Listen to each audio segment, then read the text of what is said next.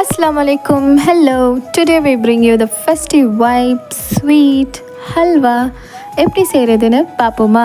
கார்ன்ஃப்ளவரில் தான் செஞ்சுருக்கோம். So 1 cup அளவுக்கு கார்ன்ஃப்ளவர் எடுத்துக்கோங்க. 2 கப் அளவுக்கு தண்ணி சேர்த்து நல்லா மிக்ஸ் பண்ணிக்கோங்க, லம்ப்ஸ் வராமல். மிக்ஸ் பண்ணிவிட்டு இது தனியாக எடுத்து வச்சுக்கோங்க. தென் ஒரு வெசலில் 2 கப் அளவுக்கு சுகர் சேர்த்துக்கோங்க. இந்த பவுல் வந்து 2 கப் அளவுக்கு இருக்குது.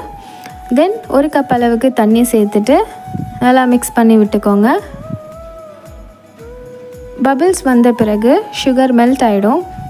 அதுக்கப்புறமா இதில் மிக்ஸ் பண்ணி வச்ச கார்ன்ஃப்ளவர் சேர்த்துக்கோங்க. சேர்த்துட்டு நல்லா கிண்டிகிட்டே இருங்க. So the main process about halwa is கிண்டுறது தான். நல்லா கிண்டிகிட்டே இருக்கணும். தென் இதில் வந்து ஃபுட் கலர் சேர்த்துக்கோங்க. Natural base food colour is must. Then வந்து 1/2 ஸ்பூன் ஏலக்காய் பவுடர், ஏலக்காய் ப்ளஸ் சுகர் ரெண்டும் சேர்த்து பிளெண்ட் பண்ணி வச்சுருக்கோம். அதில் 1/2 ஸ்பூன் சேர்த்துட்டு நல்லா மிக்ஸ் பண்ணிக்கோங்க. 2 டேபிள் ஸ்பூன் நெய் ஊற்றிக்கோங்க. நெய் வந்துட்டு மெஷர்மெண்ட் இல்லை, நீங்கள் எவ்வளோ வேணுமோ அவ்வளோ ஊற்றிக்கோங்க. இது வந்து நல்லா அரோமா கொடுக்கும் அண்ட் நான் ஸ்டிக்கியாக இருக்கும். தென் கேஷ்யூ நட் சேர்த்துட்டு நல்லா கிண்டுங்க.